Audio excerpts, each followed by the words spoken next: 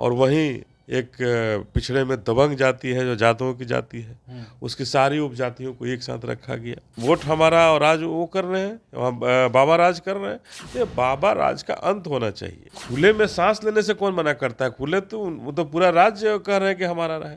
कि पिछड़ों में जो मजबूत थे उनको छोटे छोटे पार्ट में, छोटे छोटे काट में कर दिया गया है। नमस्कार, मेरा नाम आलोक है। आप लाइव स्ट्रीज देख रहे हैं। बिहार में जाति आधारित गणना की रिपोर्ट प्रकाशित की गई, लेकिन उसके बाद भी अब इस रिपोर्ट से कईयों को दिक्कत हो रही है। कईयों को लगता है ये ठीक नहीं हुआ है। कई कह रहे हैं कि पिछड़ा अति पिछड़ा समाज का हक मारा गया है, लेकिन ये तो पिछड़ों अति पिछड़ों को उनके हक हकूक़ को दिलाने के लिए कवायद की गई थी। हमारे साथ अनिल कुमार जी मौजूद हैं, बीएसपी के प्रदेश प्रभारी हैं, बिहार के प्रभारी हैं। अनिल जी इन दिनों खूब घूम रहे हैं, आपने कुछ विवादित बयान भी दिया था, मैं उस पर भी आऊँगा।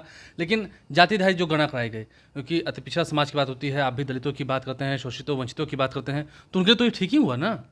देखिए, जातीय जनगणना तो बहुत चिर प्रतीक्षित मांग थी। ये होना निश्चित रूप से जो बहुजन समाज है, जो पिछड़े दबे कुचले जो लोग हैं, उनके लिए निश्चित रूप से अच्छा हुआ।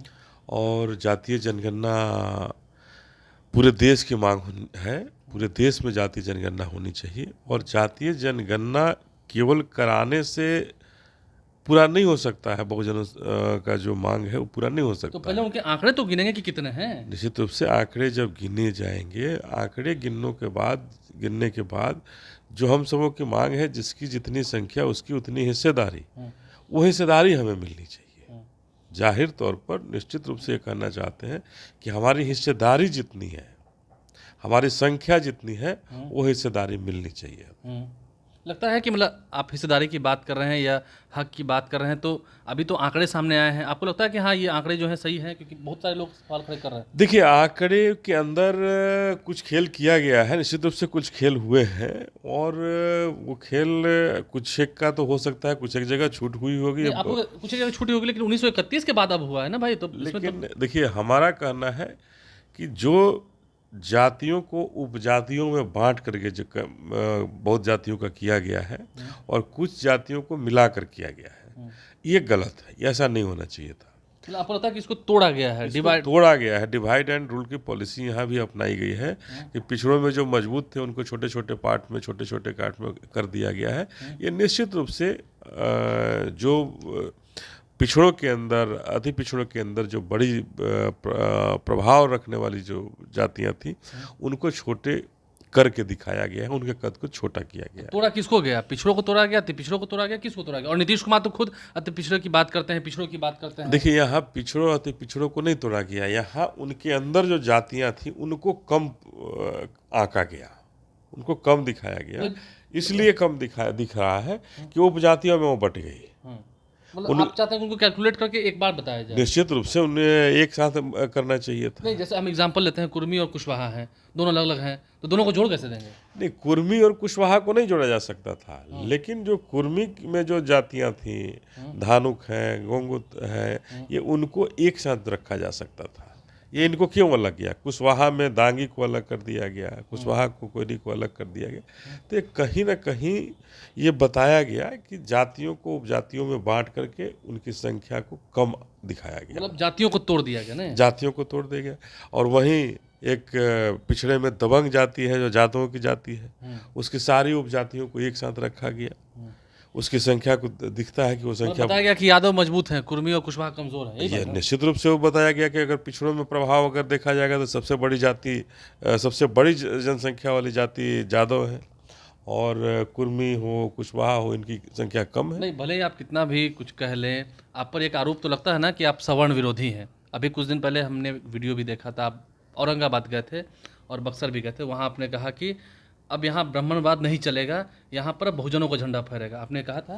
देखिए, मैं ये कहीं नहीं कह सकता हूँ कि यहाँ उनका झंडा नहीं फहरेगा और उनका नहीं फहरेगा। हम अपने झंडे फहराने की बात की। हमारा अपना झंडा फहराना है, हमें बहुजन समाज पार्टी उसका झंडा झुका के फहराएंगे ना? क्यों? निश्चित रूप से फहराएंगे। आज़ादी के बाद से बहुत सारे बिहार में ऐसे क्षेत्र बने हुए हैं। औरंगाबाद चित्तौड़गढ़ कहलाता है, बक्सर कहलाता है कि बाबा की नगरी है, और जनसंख्या हमारी है वहाँ।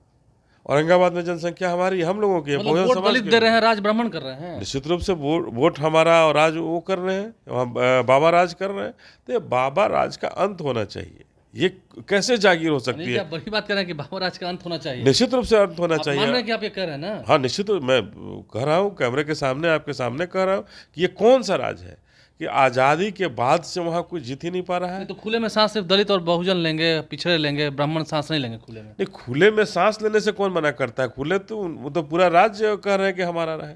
अब बक्सर को कहते हैं कि हमारा ही है, हमारा अधिकार है बक्सर पर, वो कुछ करें या न करें, लेकिन कहते हैं बक्सर का एमपी हम ही बनेंगे। ये कैसे हो सकता है? औरंगाबाद की वही बात होती है कि हम ही बनेंगे एमपी। अरे भाई, क्यों बनेंगे आप?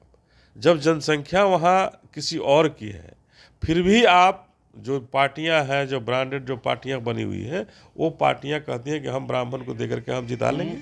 तो हम इसको तो बहुजन समाज पार्टी इसको कहती है नहीं, यहाँ सर्वजन हिताय सर्वजन सुखाय की बात करती है। और अगर आप राज कर रहे हो, वहाँ लगातार राज करो, तो हमें भी कभी समय है ना, हमें भी राज करने का अधिकार दो, हमें भी हक दो। तो आप मानते हैं कि मतलब जो ये राज चल रहा है, आप अपना झंडा फहराने की बात कर रहे हैं बहुजनों की, तो आप फहराएंगे? निश्चित रूप से इस बार पूरे बिहार में बहुत बड़ा फेरबदल होगा, और आपको बक्सर और औरंगाबाद की बात आप जो कर रहे हैं, निश्चित रूप से वहाँ बहुत बड़ा उलटफेर होगा। और जो ये सामंतवादी और मनुवादी ताकतें हैं, इन मनुवादी और सामंतवादियों को ताकतों को बहुत चोट लगेगा, और इन्हें इस बार बहुजन समाज की तरफ से बहुत बड़ा झटका लगेगा। बहुजन समाज समझ लें, जो पिछड़े हैं वो भी समझ लें, किसको दबंग बताया जा रहा है, किसको कमज़ोर बताया जा रहा है। अनिल कुमार ठोक के कह रहे हैं कि हाँ, बाबा राज अब नहीं चलेगा, अब चलेगा तो बहुजनों का राज चलेगा, वोट हमारा और राज करेंगे आप। कई सालों से होता रहा, लेकिन अब नहीं होगा। जाति आधारित गणना होने के बाद देखिए बिहार में अब क्या क्या तस्वीरें देखने को मिलेंगी आपको। हमारे चैनल को सब्सक्राइब कर लें, साथ साथ फेसबुक पेज भी लाइक करें। धन्यवाद।